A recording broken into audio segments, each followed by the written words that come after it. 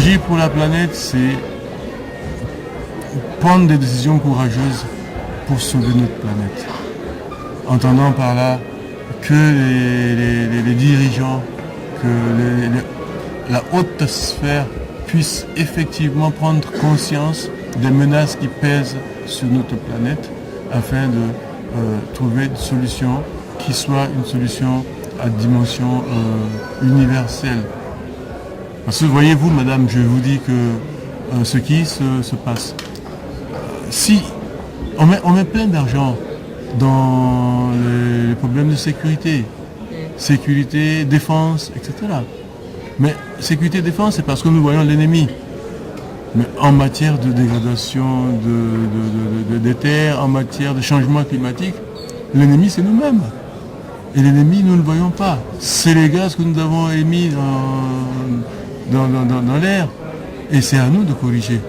Donc agir pour la planète, c'est ce que j'ai dit. Il faudrait prendre des mesures qui puissent éradiquer ces faits-là, ces fléaux.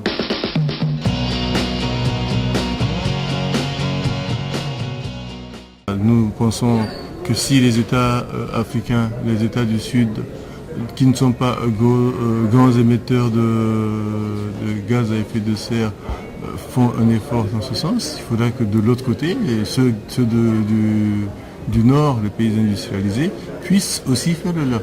Dans un premier temps, tendant à réduire leurs émissions, et puis de deux, à accompagner les pays du Sud à s'adapter par des compensations financières conséquentes et pérennes.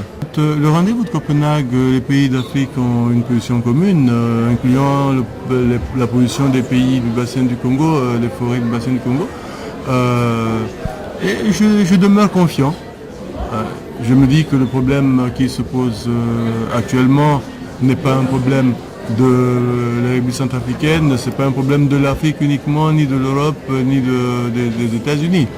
Vous voyez, les pays du Nord semblent traîner un peu les pieds quant à la compensation financière chiffrée dont je parlais tout à l'heure. Mais je demeure confiant qu'on aboutirait à une solution qui satisferait tout le monde dans la mesure où c'est un problème qui touche la planète toute entière. Nous, les pays d'Afrique, surtout les pays forestiers, avons comme source d'énergie notre forêt. Nous utilisons le bois comme bois de chauffe pour la cuisson. C'est la principale source d'énergie. Et si on doit faire des efforts pour le conserver, il faudra bien que nous ayons des produits de substitution. Sinon, ça poserait problème.